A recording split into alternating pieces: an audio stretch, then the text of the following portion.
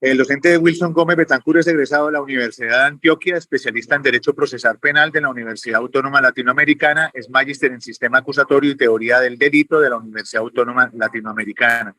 Es fundador de la firma de abogados ARG Legal Service, escritor de libros, orador No nace, se hace, argumentación mediante hipnosis conversacional y docente universitario y conferencista nacional e internacional con más de 22 años de experiencia litigios en el área penal. Entonces, doctor, la sala es suya y nos vemos faltando 5 minutos. Bueno, muchas gracias de todas maneras de antemano. Buenas noches a todos. Darle las gracias a la Corporación Internacional de Líderes de Latinoamérica por esta invitación. La verdad, pues para mí es un honor y que me hayan invitado a este ciclo de estas charlas sobre interrogatorio y contrainterrogatorio. Antes de que iniciemos, me gustaría que tuvieran en cuenta un consejo. Fíjense en ese punto de cuando uno egresa a la universidad, uno sale con un pensamiento bastante utópico. Uno se siente respetado por ese logro que uno adquirió, pues feliz consigo mismo porque uno terminó una carrera universitaria. Lo primero que se le viene a la cabeza es que uno tiene que retribuir económicamente a la familia, ayudar a los demás, conseguir las propias cositas de uno, como un apartamento, un carro, bueno, no sé, tener estabilidad económica. Pero la realidad es otra, empezando porque la universidad no prepara en debida forma para afrontar con plena capacidad los retos que exige la vida profesional. Y no estoy hablando de ninguna universidad particular, de todas en general. No, como no se cuenta con una experiencia, no hay oportunidades de trabajo, porque son escasas, y todo lo que uno se imaginó cuando uno estaba estudiando es completamente diferente. Afrontar esa realidad es bastante duro. Y sobre todo si no se sabe manejar esa realidad. Porque pasa el tiempo y uno empieza a ver que todo sigue igual. Que a pesar de ese importante logro de haber alcanzado una carrera universitaria, de terminarla, ese pensamiento utópico a veces se convierte en depresión. Y uno siente que perdió todo el tiempo, que incluso otros que ni siquiera estudiaron, les va mejor que a uno, que no es productivo, incluso es bastante complicado cuando la presión de la familia se vuelve a veces hasta insoportable. Fíjese que la gran mayoría, lo que yo estoy diciendo, y creo que muchos se van a sentir identificados con estas palabras, muchos pasamos por lo mismo, muchos pasamos por lo mismo, pero la clave es no darse por vencido, luchar por lo que uno cree, por ese pensamiento utópico, pensar en que uno puede lograr todo lo que uno se propone, no quedarse solamente con lo que le enseña la universidad. Y ahí sí hay que moverse, hay que capacitarse, porque va a llegar esa oportunidad de demostrar lo que uno puede hacer. Pero esas oportunidades hay que buscarlas, no hay que esperar a que toquen a la puerta, no, hay que entrar a buscarlas. Es por eso que de antemano, ¿por qué hago toda esta introducción? Porque sé que muchas personas en este momento, a mí constantemente vienen los estudiantes a los cuales yo les di clase y me dicen eso, no he podido encontrar trabajo, no tengo. Hay que crear las oportunidades. Cuando no se dan, las tenemos que crear nosotros mismos. Listo, eso para que lo tengan muy en cuenta. Entrando ya en materia de lo que nos toca el día de hoy, quiero señalarles algo. Siempre que voy a las conferencias y siempre que viajo a otros países, siempre me preguntan lo mismo. Bueno, en otros países siempre me preguntan por Pablo Escobar, perdón. Aquí siempre me preguntan la misma situación. Que cómo se ganan los procesos. Doctor, ¿y cómo usted gana los procesos? Que como la pregunta pues del $1.000.000. y todos esperan que uno dé una respuesta como con una fórmula mágica que los convierta pues en ganadores 100%. Yo considero que no hay una fórmula para ganar los procesos, pero desde la experiencia de estos 23 años de litigio, sí puedo decir algo. Puedo decir que hay dos puntos que aumentan considerablemente el éxito para obtener en un juicio. Y esos dos puntos están consagrados en dos cosas que normalmente no enseñan en las universidades. Normalmente las dejan de lado. Por ejemplo, la situación de la argumentación. Esto es un punto clave. ¿Por qué? Porque ustedes, yo creo que muchos de los que litigan saben que una vez se encuentra en una audiencia ciertos abogados que primero pues están casi con los nervios de punta porque no pueden hablar en público. La otra, en el momento en que el juez les da la palabra, no saben cómo construir un argumento jurídico, no tienen las bases, no saben por dónde empezar, por dónde terminar. Eso es algo que efectivamente falta en las universidades hoy en día, pues el estudio de la argumentación, pero la argumentación que realmente se necesita en todos los juicios. Fíjense que eso va también de la mano con lo de la enseñanza. Es porque nosotros estamos en una universidad donde nos enseñan que A, lo condenamos, B, lo absolvemos, C, le damos un subrogado, D, ninguna de las anteriores. Eso, o falso y verdadero. Es falso que eso nunca nos va a decir un juez. Un juez lo primero que va a decir es argumente su posición. Diga cuál es, por lo menos, el argumento que usted va a exponer, que tiene que estar de acuerdo con la teoría del caso que usted maneje.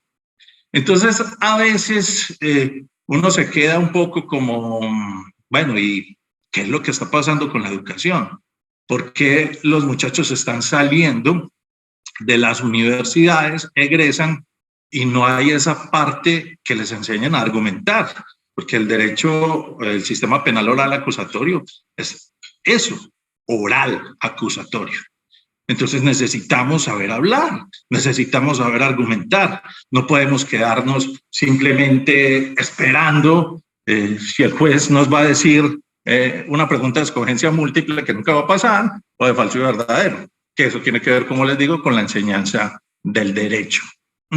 Fíjese que hay universidades en donde las salas de audiencia, que deberían de ser las más utilizadas, solamente tragan polvo, porque a veces ni siquiera las utilizan.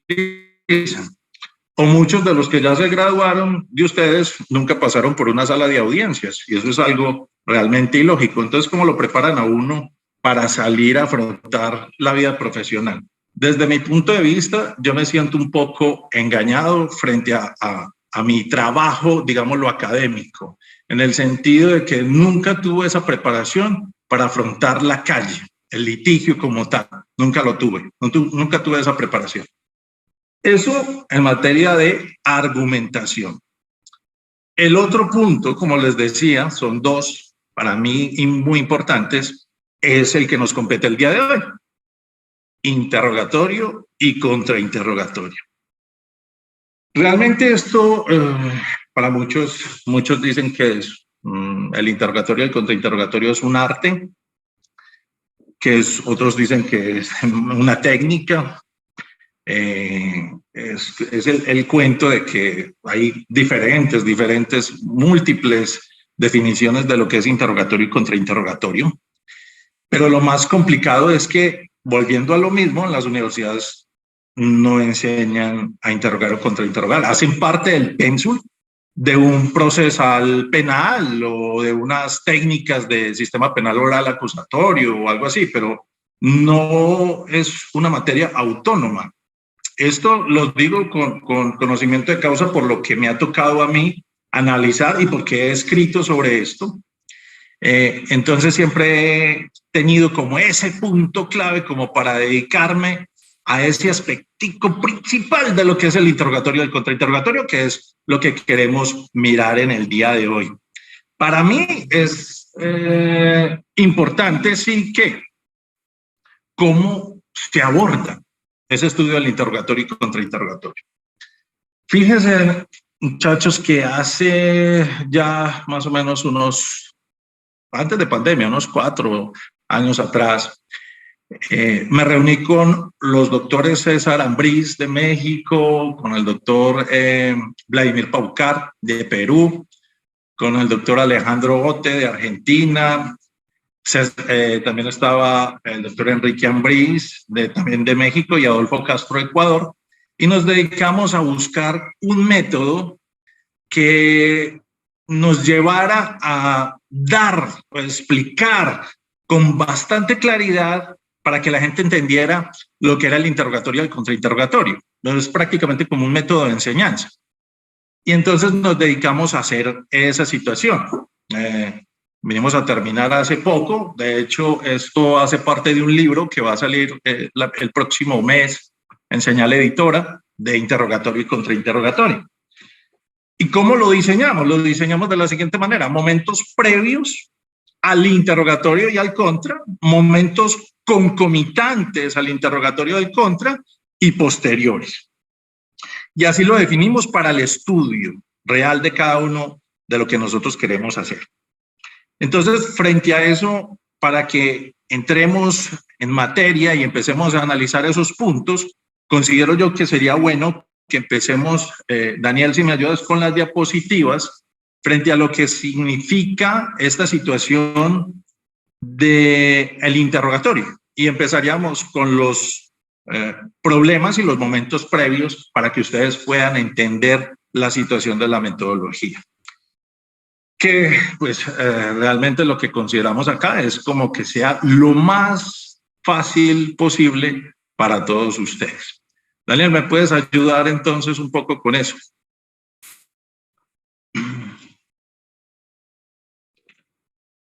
En la situación de los problemas, seguí ahí donde estabas, Daniel, para que ellos puedan... Estamos viendo las diapositivas, ¿listo? Si tienen algún problema de pantalla, este es el momento porque vamos ya a desarrollar toda la idea. En esta situación, el mayor problema que vimos frente a lo que es el interrogatorio y el contrainterrogatorio es la situación de todo lo que tiene que ver con la glosofobia. Y muchos dirán, pues los que de pronto no están muy entendidos con el tema, bueno, ¿y qué es la glosofobia? La glosofobia es ese miedo a hablar en público, algo completamente imperdonable en un abogado. Imagínense un abogado que vaya a defenderlo a uno y que le dé miedo a hablar, sobre todo cuando le den la palabra. ¿Qué pasó? Ay, no, me dio un ataque porque el juez me dijo que tengo que hablar. Es algo completamente ilógico, ¿cierto? Esa situación se ve mucho en las audiencias. A veces incluso uno, cuando está en bancada de defensa, pues no sé cuántos procesos tengo en la cabeza, pero cuando uno está en bancada de defensa, normalmente uno espera que una contraparte vaya a hablar o que vaya a decir alguna cosa o que el compañero de la defensa lo vaya a decir y no lo dicen. Y uno después les pregunta, ¿viste? ¿Vos por qué no hablaste ahí sabiendo que eso era importante que lo dejaras en registro? No, mano, es que a mí me da pena que de pronto me regañe el juez o que me diga alguna cosa y es ese miedo reverencial frente a la situación de lo que corresponde con el juez. A veces yo no entiendo eso, o sea, al juez tiene que tenerle respeto, pero no miedo. Igual, aquí hay una cuestión que ustedes tienen que entender, enseguida se los explico, y es lo de los principios que rigen la situación del interrogatorio y del contrainterrogatorio. El principio, ahorita que los vamos a mirar, pero para que los tengan en cuenta, es la naturalidad. Uno tiene que hacer normalmente tanto el interrogatorio como el contrainterrogatorio con naturalidad. Está también la situación de la horizontalidad de partes, y aquí es donde quiero hacer alusión, porque horizontalidad de partes es que todos somos abogados, todos estamos en el mismo rasero, el fiscal, el juez, el defensor, el abogado de víctimas, ¿sí? En México, que le hablan del Ministerio Público, aquí el Ministerio Público siempre he criticado esa figura porque no sé para qué sirve, Pero entonces, en esa situación, lo que llama la atención es que todos estamos cumpliendo un rol igual, ¿sí? O sea, somos abogados con diferentes, lógicamente, tareas dentro del proceso penal. El director del proceso, que es el juez, el fiscal, que es el que acusa, y nosotros que defendemos, bueno. Pero somos iguales, somos iguales. No tengo por qué entrar a una audiencia con miedo a un juez que si me va a regañar, o con miedo a un fiscal. Eso es algo que no tiene cabeza. Eso no se puede hacer por ningún motivo. O sea, no podemos llegar a eso. Entonces, eso va mucho con la parte de la glosofobia, como les digo. Y el otro punto es el que señalo como desconocimiento de la técnica. Aquí en Colombia, tanto para el artículo 392 en el interrogatorio como para el 393 en el contra. Y las reglas que se exigen frente a esa situación. Estoy hablando de todo lo que tiene que ver con las preguntas, pues, sugestivas, capciosas, repetitivas, bueno, todas las reglas que están en el 392 frente al interrogatorio, y las del 393, o sea, no puedo preguntar nada que no fue objeto de interrogatorio, y frente a lo que ya después vamos a mirar, cómo es la utilización de los documentos. Pero eso es algo fundamental, ¿listo? Como para que lo tengan en cuenta. Entonces, esos son los dos principales problemas que se presentan: glosofobia y desconocimiento de la técnica. Si usted, cuando empieza, coge un proceso penal y va para juicio, ¿sí?, y se pone a mirar, hombre, yo tengo estos dos problemas, o tengo uno de los dos, empiece a mirar cómo lo va a corregir, porque no vaya a juicio, es lo único que le digo. Aquí en la oficina, de una vez, los que están en Medellín, les hago la invitación. Aquí yo creo que vienen más abogados que clientes a buscar normalmente asesorías, cosas frente a procesos que están llevando, y que uno pues les colabora en lo que más pueda. Yo no me las sé todas, pero sí, al menos creo que he pasado por muchos de los problemas que muchos tienen desde un inicio. Vamos entonces con lo siguiente, para que tengamos en cuenta los momentos a los cuales me he referido, es decir, los momentos previos. Daniel, ¿me ayudas con eso? Creo que hay gente que está diciendo que no ve las diapositivas, no sé si de pronto tiene algún problema. Sí, buenas noches, doctor.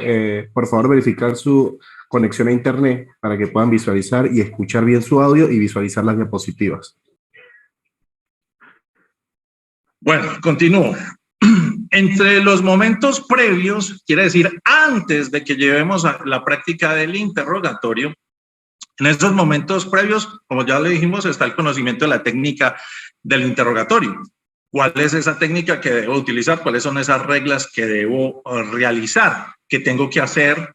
Normalmente preguntas abiertas.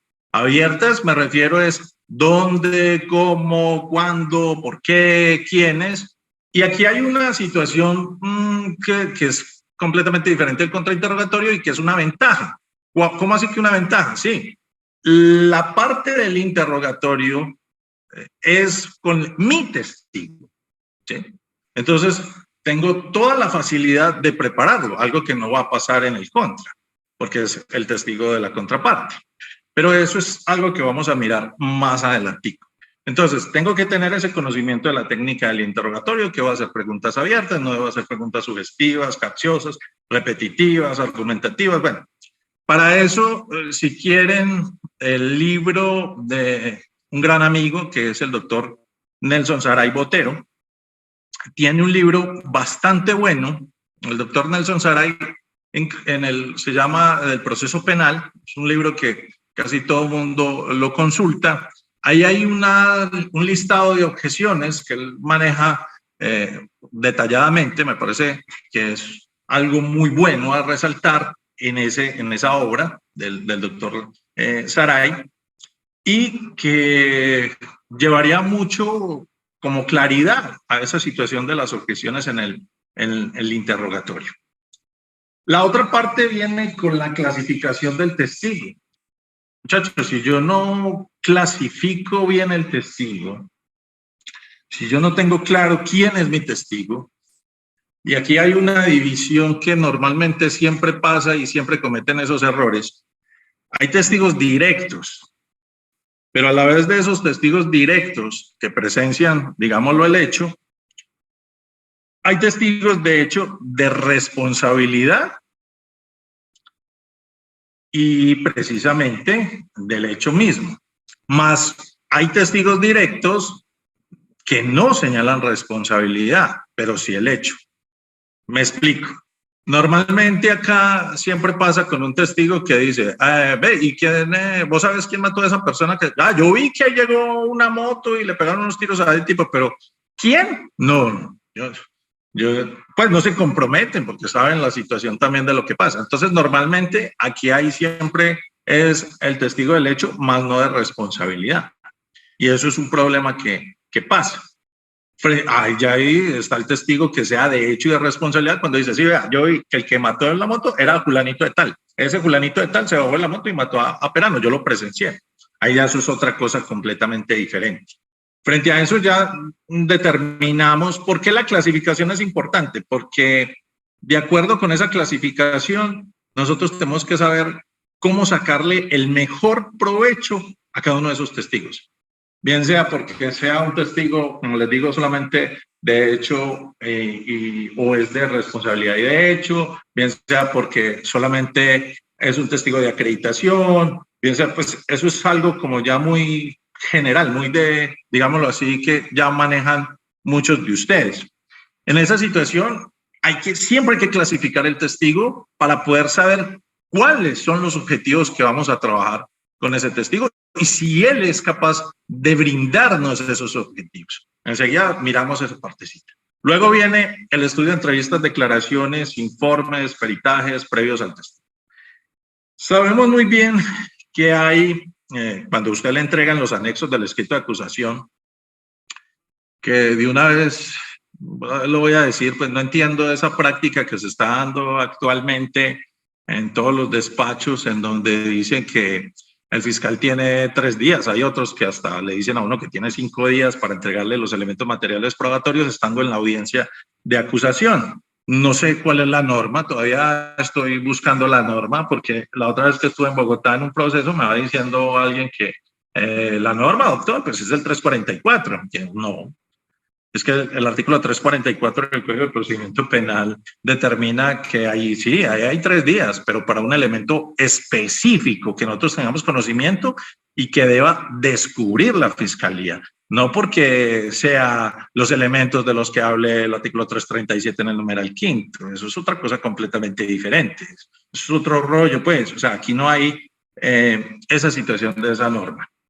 Entonces, frente a esa parte, nosotros tenemos que mirar muy bien cuando nos entregan todos los anexos, ¿sí?, del escrito de acusación. Ahí están inmersas las declaraciones, los informes, los peritajes, todo. Y eso lo tenemos que clasificar muy bien, estudiar muy bien, leer muy bien, ¿sí? Normalmente siempre les he aconsejado de que tengan, como se dice, enumerado cada renglón de las entrevistas para saber muy bien dónde ubicar a veces al testigo cuando toca hacer las técnicas de impugnación de credibilidad y refrescamiento de memoria. Eso pues me ha servido mucho a mí y se los digo por ese lado. La parte de esas declaraciones las tenemos que estudiar muy bien y también las tiene que conocer el testigo y eso va en la parte de la preparación del testigo. A veces no me vayan a malinterpretar como en muchas partes que dicen que preparar el testigo es decirle al testigo lo que tiene que decir o lo que tiene que ir a testificar en juicio oral. No, eso no es la preparación de un testigo. La preparación de un testigo normalmente tiene que ver con entregarle lo que ya ha dicho, las declaraciones que ha dado para que recuerde, porque normalmente ya ha pasado un buen tiempo, recuerde lo que dijo y que no vaya a caer en el cuento de contradicciones en donde puedan impugnarles credibilidad. Entonces tienen que tener por lo menos lo que ellos ya dijeron, leído lo que ellos ya habían declarado en entrevistas o los informes de policía. Sabemos muy bien que los informes de policía no son prueba, pero son criterios orientadores en el juicio y se utilizan normalmente los informes en interrogatorio y contrainterrogatorio. Esa parte entonces la tenemos que tener en cuenta para la preparación del testigo y también darle al testigo lo más claro posible qué es lo que va a afrontar. Los seres humanos siempre le tenemos miedo a lo desconocido, siempre. Entonces la idea es ponerle en claro a ese testigo qué es lo que va a pasar. Venga, usted va a ser sometido a un interrogatorio y en ese interrogatorio yo le voy a hacer una serie de preguntas. Sí, incluso le puedo adelantar las preguntas a él de lo que va a pasar y qué es lo que quiero que me conteste, cosas por el estilo. Y luego ya darle muy claro todo el material de lo que ya dijo con anticipación, lo que me entregaron a mí, como les digo, en los anexos, para que él no vaya a caer en contradicciones o en puntos que son apremiantes para él, que lo señale y a nuestra teoría del caso. Entonces eso tiene que ver mucho con la preparación del testigo. Fíjense, normalmente uno con una situación de todo lo que tiene que ver con la preparación del testigo, va mucho el hecho de que uno le diga a esta persona, ¿sabe usted por qué está rindiendo testimonio en esta vista pública? Sí, ¿por qué? Porque presenció un homicidio. ¿Dónde fue el homicidio? Eso fue en el barrio Laureles. ¿Cuándo? Eso fue el 24 de diciembre del año pasado. O sea, cosas como esas estoy tratando de decirles para que, basándome en preguntas abiertas, ¿cierto? Preguntas abiertas e ir guiando al testigo frente a lo que él percibió por sus 5 sentidos. En ese sentido, la preparación es muy buena porque es nuestro testigo. Pero les voy a dar una clave que siempre me ha resuelto muchos problemas, me ha solucionado todos los problemas del mundo. Para yo hacer un buen interrogatorio a un testigo, primero le hago un contra. Usted me dirá, ¿y basado en qué? Pues en las entrevistas que ya dio, las declaraciones que ya dio. ¿Con qué finalidad? Con la finalidad de mirar qué aspectos, ¿sí?, son perjudiciales para mí en la teoría del caso y que los pueda mencionar y abrirle ventanas y cosas en el contrainterrogatorio a la contraparte. Mirar cómo se comporta con preguntas difíciles o cuando lo acorralo o con preguntas cerradas en donde no pueda explicar, me refiero pues a sí o no. Entonces esa situación es bastante, digámoslo así, interesante porque nos da un perfil de quién tenemos al frente, cómo maneja sus nervios, cómo maneja la forma de explicar una diferente situación, un diferente hecho, cómo se comporta. Todos esos puntos son muy importantes para mí. Por eso entonces siempre que voy a interrogar a alguien, lo contrainterrogo. Eso es algo para mí fundamental. Entonces eso tiene que ver con la preparación del testigo y como les digo, muchas veces es mostrarle ese ambiente desconocido para él y ponérselo muy familiar. Ahora con esta situación de las redes sociales, ustedes saben que aquí en Colombia utilizamos Microsoft Teams, Livesize y es bueno tener esas plataformas como para que él se sienta familiarizado con lo que va a pasar. Estamos hablando que como la virtualidad está operando, pues bueno, hay ciertos jueces que nos han hecho ir a la Alpujarra, quiera o no quiera, tenemos que ir, que dicen que para ellos tiene que ser presencial. Y en ciertas ocasiones tiene razón, porque esto en virtualidad es muy tedioso, un peritaje, un analista de comunicaciones, de criminalística, de inteligencia, para que saque pues el CD, que lo ponga, las comunicaciones, bueno, el interrogatorio o contrainterrogatorio menor, bueno, son cosas muy complicadas porque ya incluso pues la cámara Hellset pasó a un segundo plano porque estamos en virtualidad. Entonces eso es una situación que llama la atención y que hay que darle a entender a la persona.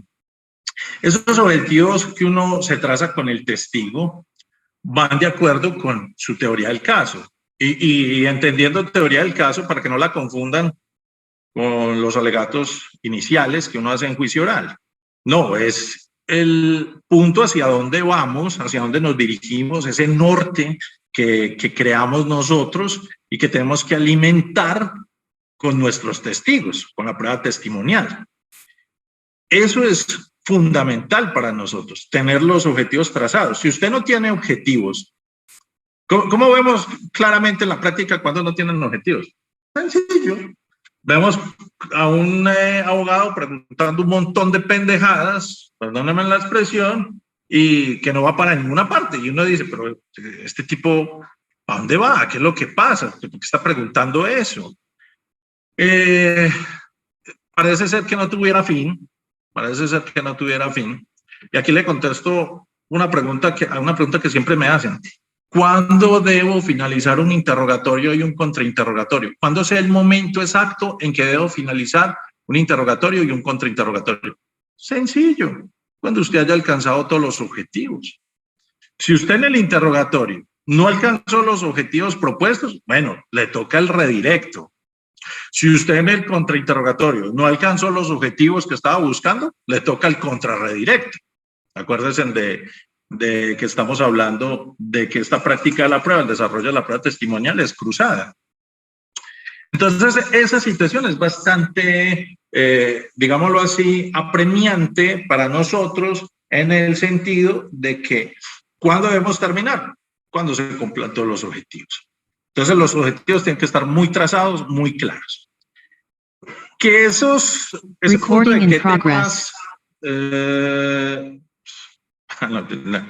aquí se metió esto.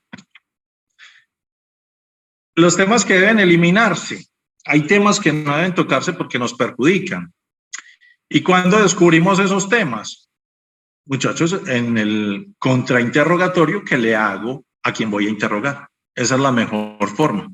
Y a veces uno le tiene que decir al testigo, no me toques ese tema porque estoy convencido de que la contraparte se va a meter por ahí, por esas palabras que dijiste y vas a llevar a ese punto. Entonces, para que lo tengas muy en cuenta. Daniel, ¿me ayudas con la siguiente diapositiva? La parte de los momentos concomitantes, que tiene que ver con el momento en que estamos llevando a cabo el interrogatorio, ¿sí? Tenemos que señalar muchas veces esta introducción al testigo. Hay jueces, yo no voy a decir que todos, a mí me gustan mucho las introducciones que hace Tisnés, el juez Quinto, con los testigos, que les dice, hombre, vea, relájense, aquí vamos a hacer unas preguntas, se las va a hacer el señor fiscal, otras preguntas se las va a hacer el defensor.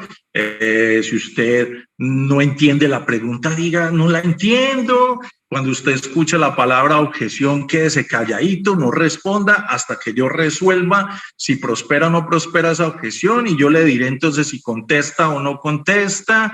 O sea, son cosas de introducción del testigo que son muy importantes. Incluso aquí me adelanto a algo. La introducción más importante del testigo es en el contra.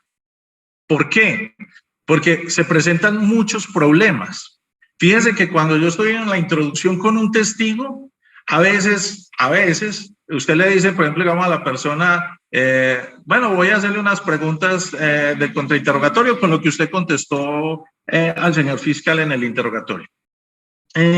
Señor fulanito de tal, respóndame si usted conoció a la señora X.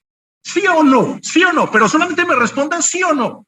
Y entonces ya el testigo no sabe, ¿cómo así? Pero tengo que responder sí o no. Pues yo iba a responder que sí la conocía, tal cosa, tal. La introducción es importante en el sentido de que usted debe decirle a la persona, normalmente es, señor testigo, le voy a hacer una serie de preguntas, unas preguntas muy sencillas, de acuerdo a lo que usted le contestó al señor fiscal en el interrogatorio. Si yo requiero que usted me conteste solamente con un sí o un no, así se lo haré saber.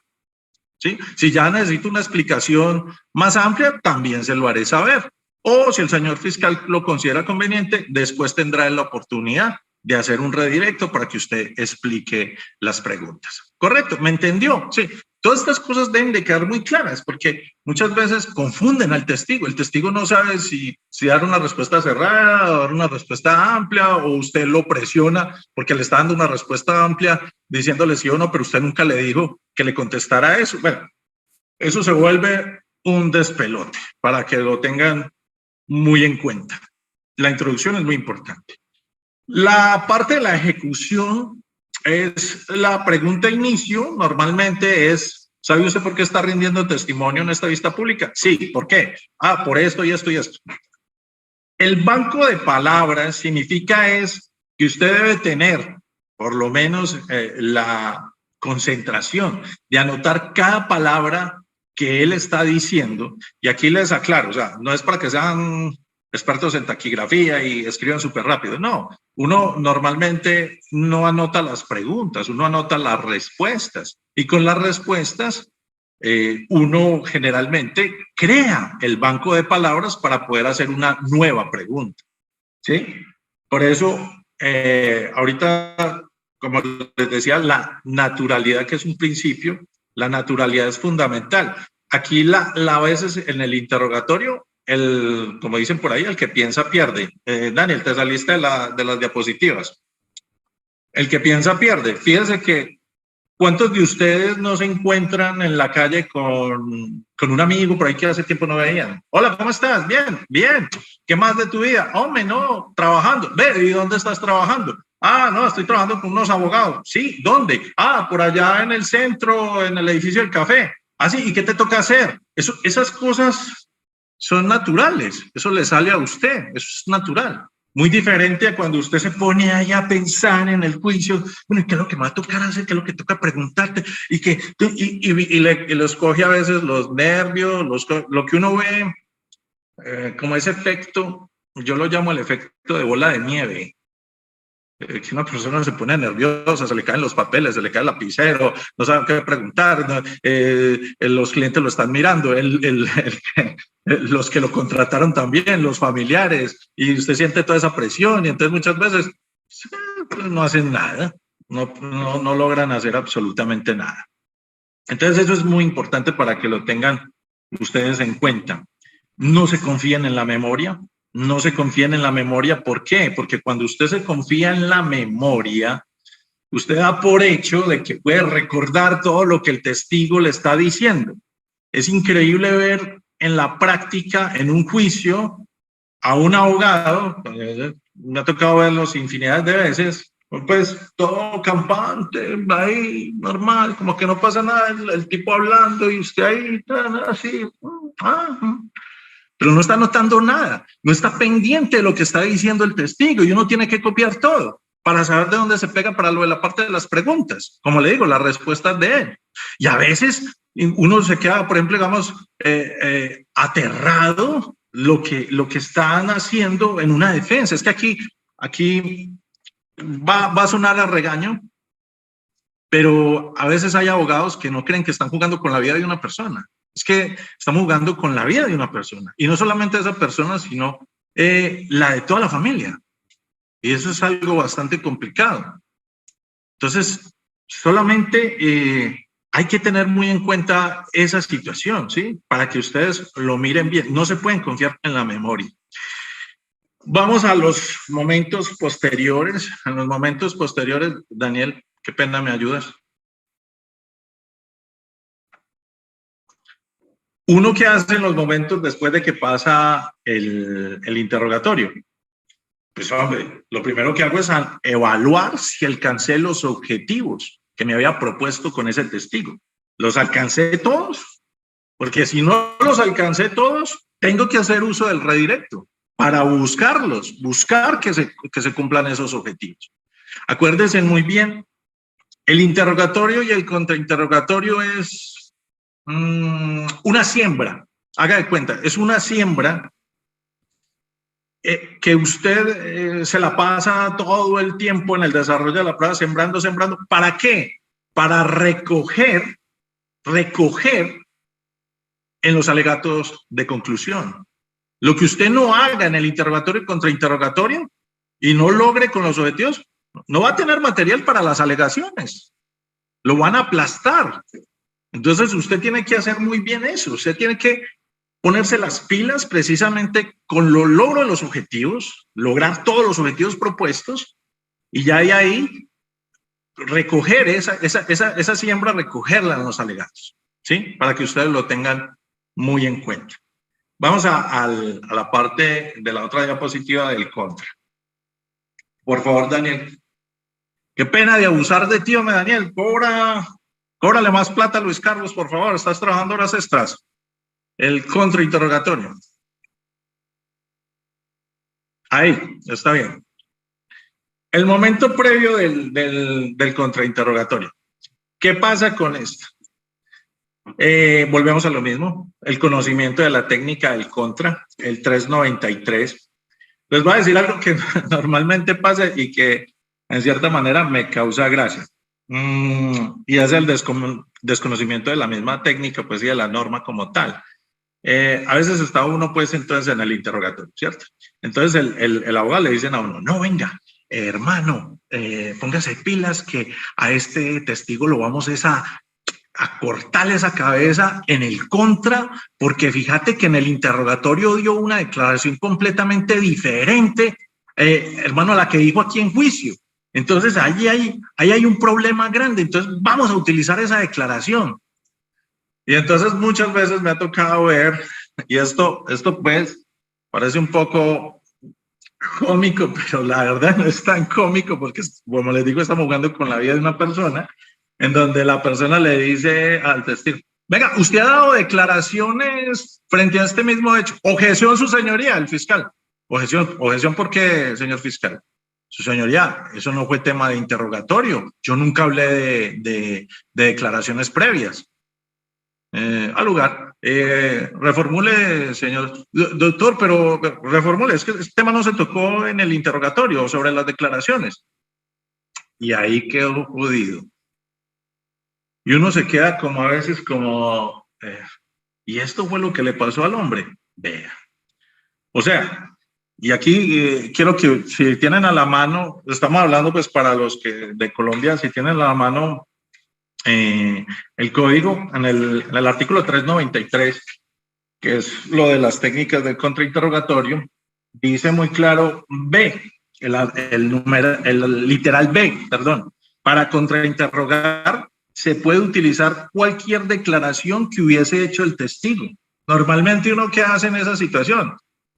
Objeción, su señoría, eso no fue tema de interrogatorio. Su señoría, con todo respeto, parece ser entonces que el señor fiscal no conoce la normatividad del artículo 393, puesto que el literal B me faculta a mí para utilizar con el testigo cualquier declaración que hubiese hecho con anterioridad. Entonces, eso ya lo tenemos claro, y a veces caen en ese cuento, que porque no fue objeto de interrogatorio, y esa es una de las objeciones precisamente en el contra, entonces caen en ese jueguito. Y a veces lo dice con tanta seguridad el fiscal que se la traga a veces los jueces. Aquí yo siempre he criticado una situación que se presenta, y es que los jueces promiscuos que abundan en los pueblos, a veces un juez promiscuo, para que los que me entiendan, un juez promiscuo maneja todas las áreas, no está especializado en una sola área. Y estos saben a veces un poco más de civil que de penal, un poco más de laboral que de penal, y entonces cuando uno cae en manos de esta gente se deja meter unos goles tremendos y no los meten al abogado que no dice nada. Incluso a veces llega el juez y decide eso, y tienen la norma, saben la norma, el abogado sabe la norma, y uno dice, ¿por qué no lo dijiste? No, hermano, es que me dio pena y que de pronto me regañaran y quedara uno aquí como un bobo delante de la gente. Hombre, pues a mí la verdad me da pena eso. Hombre, hermano, despierte bien, entonces ¿para qué lo contratamos, hermano? Pues, o sea, un abogado que a uno no lo defienda, si estamos es como llevados del berraco. O ese tirito que he escuchado durante 23 años, hermano, es que a mí no me gustaría quedar en malos términos con el juez, porque es que después él se va a desquitar conmigo, hermano, porque, hombre, ¿qué le pasa a usted, hermano? O sea, ¿usted es que es pendejo o qué? ¿Usted a quién le paga? ¿El juez, el fiscal? A mí me paga, son los clientes, hermano. Yo tengo que hacer es un trabajo para los clientes. A mí no me paga el juez, a mí me pagan son los clientes. Entonces, ¿a quién quieres quedarle vos bien? ¿Al cliente o al juez? Pues si fuera que te fueran a abrir de pronto por ahí una vacante en el juzgado, eso ya es otra cosa, pero no en este momento. Esa es la situación importante que tienen que tener ustedes en cuenta en esta situación.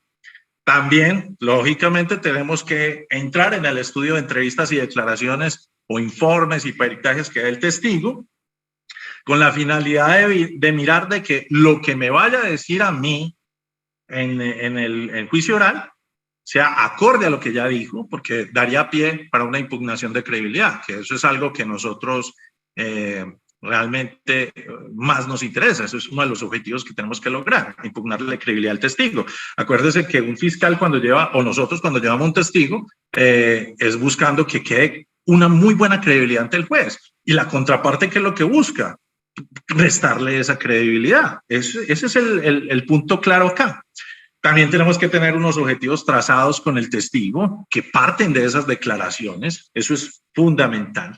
Y lo que tiene que ver con lo que todos, digámoslo así, se descachan, es las técnicas de impugnación de credibilidad y refrescar memoria. Es una situación bastante complicada. ¿Por qué? Porque, pues, hombre, los objetan porque no han sentado las bases, los objetan porque ese no es el efecto. Es una cosa bastante, pues, complicada. Y yo considero de que todos ustedes deben de prestar bastante atención a lo que son esas dos técnicas, impugnación de credibilidad y refrescamiento de memoria. Frente a eso, voy a tratar de pasarles con la ONG, voy a tratar de pasarle unas plantillas que se manejan para esa situación, porque normalmente, mira lo que pasa, y aquí les doy el claro ejemplo. El testigo, miramos la declaración del testigo. Mira, a ver, ¿qué ha dicho el testigo? Miramos la declaración, a ver, ¿qué? Mira lo que dijo el hombre. Yo estaba en la discoteca X y cuando menos pensó, llegó un señor ahí con otra persona y le dispararon al tipo que estaba delante de mí. Nunca lo pude ver, nunca pude observar nada porque estaba muy oscuro y solamente escuché las detonaciones, no puedo decir quién fue. Ya, listo, para de contar. Entonces nos dice eso. Y en juicio llega y como ya lo ha preparado la fiscalía, dice, señor testigo, entonces díganos, ¿qué fue lo que presenció usted? No, yo vi que llegó un señor, fulano de tal, y le pegó unos disparos al señor que estaba delante de mí. Lo pude ver con claridad porque pues había mucha luz en el sector donde yo estaba. Y claro, yo vi cuando el tipo desenfundó la pistola y le pegó los tiros y luego salió corriendo del lugar. Para nosotros eso es para nosotros. ¿Qué debe ser eso? Una alegría. Uy, qué bueno, esto vamos a impugnarle credibilidad. No como lo que normalmente ve uno en los abogados. Hay abogados que pasa eso y uy, hermano, ¿no? Este man. Y para acabar de ajustar, el fiscal hace la de siempre. Dígame, señor testigo, ¿y esa persona, usted estaría en capacidad de reconocerla? Sí. ¿Y esa persona se encuentra presente en esta sala? Sí. ¿Podría entonces usted señalar a esa persona? Sí, es la persona que está ahí. Su señoría, para dejar constancia en registro que el testigo acaba de señalar al procesado fulano de tal. Ahí mismo la montan, hacen un reconocimiento en fila ahí de una. Pues algo que es completamente ilógico. Entonces, en esa parte es que nosotros tenemos que entrar con la parte de la impugnación de credibilidad. Y fíjense que normalmente, y aquí quiero que ustedes tengan esto como muy claro, para una impugnación de credibilidad primero tengo que sentar bases, ¿cierto? Es el primer punto, sentar las bases, señalar el efecto, ¿sí? Exhibir a las partes, autenticar el documento y hacer la lectura en voz alta. Acuérdense que para impugnar credibilidad siempre tengo que, la lectura debe ser en voz alta, para refrescar memoria debe ser mentalmente. Entonces, frente a un ejercicio de esos tan sencillo, lo que uno tiene que decirle muy claro a esa persona es, venga señor, entonces usted vio al señor, al procesado que fue el que disparó, ¿correcto? Sí, y esa es la verdad, ¿cierto? Tal cual como usted lo ha mencionado acá, esa es la verdad, sí. ¿Usted dio declaraciones frente a estos mismos hechos? Sí. ¿Ante qué autoridad? Ante la fiscalía. ¿Cuándo? Tan. Entonces, en esa situación ya empezamos a mirar, y allí dijo la verdad tal cual como lo está diciendo acá, correcto, porque usted tenía más fresca en su memoria lo que había ocurrido, correcto. Y empezamos a jugar con esa situación hasta llegar al punto de, y allá dijo, igual que dijo acá, que vio al señor procesado disparándole a la humanidad del señor X. Correcto, sí. Su señoría, para efectos de impugnar que le lea el testigo, me permite utilizar un documento previa exhibición a las partes. Ya, y ahí empezamos pues a jugar con muchas cosas frente a eso. Ya viene la autenticación, que a veces hay jueces que ni siquiera autentican el documento, pues no tienen cuidado con la autenticación. ¿Qué es eso, señor testigo? ¿Por qué lo reconoce? Es tan amable y me lee de esta parte a esta parte en voz alta. ¿Sí? Para la técnica de refrescar memoria, cuando el testigo señala de que no recuerdo, normalmente siempre manejen este tic. Siempre hay una ayudita, es siempre a la pregunta no recuerdo, utilicen ¿y qué necesita para recordar? En esa situación. No, yo no recuerdo. ¿Y qué necesita para recordar? Normalmente se la ponen a uno fácil, porque le dicen, pues, el informe, mi declaración, normalmente, pues. Entonces, siempre utilicen esa parte. Hacen la misma, efecto de refrescar memoria, previa exhibición a las partes, luego viene la autenticación, ¿qué es eso? ¿Por qué lo reconoce? Y por último, la lectura ya que se hace, pero mentalmente. Uno lo deja que lea el párrafo y ahí sí después hace la situación en que recuerda usted, ahora sí recuerda lo que le pregunté, ahora sí tiene la información y ya. Esto es, y se lo voy a decir de esta manera, es de práctica. No es de que usted lo lee en un libro y que ya va a hacer impugnación y refrescamiento. No, es de práctica, muchachos. Entonces tienen que tener mucho cuidado con esa parte. ¿Me ayudas con la otra diapositiva, por favor? Sí. Voy a tratar de mandarles con Daniel, voy a tratar de mandarles las plantillas de impugnación y refrescamiento de memoria, que me han servido de mucho y que se trabajan en la parte del libro que sale publicado en estos días. Bueno, entonces viene los momentos, ya estamos en los momentos concomitantes en el contra. Ya les había hablado de la introducción, haciendo esa énfasis en explicarle que voy a hacerle una pregunta cerrada de un sí o no, o una pregunta abierta, o sea, acuérdense de esa parte. El principio de naturalidad que, como se los dije, ya lo tocamos, ustedes tienen que hacerlo de manera muy natural. Si ustedes se ponen a pensarla, a veces aquí funciona esa situación de que el que piensa pierde. Mire, hay algo que lo traigo aquí a colación y es el ritmo. Es muy diferente. Yo tengo un socio que trabaja conmigo aquí en la oficina, una persona a la cual estimo mucho. Esa persona en particular trabaja en tránsito. Y muchas veces el tránsito, o los que han trabajado en tránsito, saben que yo no puedo hablar muy rápido porque la otra persona está escribiendo en el computador. Esa situación altera el ritmo cuando uno está en contrainterrogatorio. El ritmo en el interrogatorio muchas veces no es tan esencial o importante como en el contra, porque el contra, el ritmo es importante porque lo que buscamos es no dejar pensar al testigo, cogerlo, encerrarlo. Normalmente un contrainterrogatorio bueno es como eso, como cuando usted va empujando a una persona, un empujoncito, cada pregunta es un empujoncito, hasta que lo tira al abismo, y ahí es donde viene la parte de la pregunta de cierre.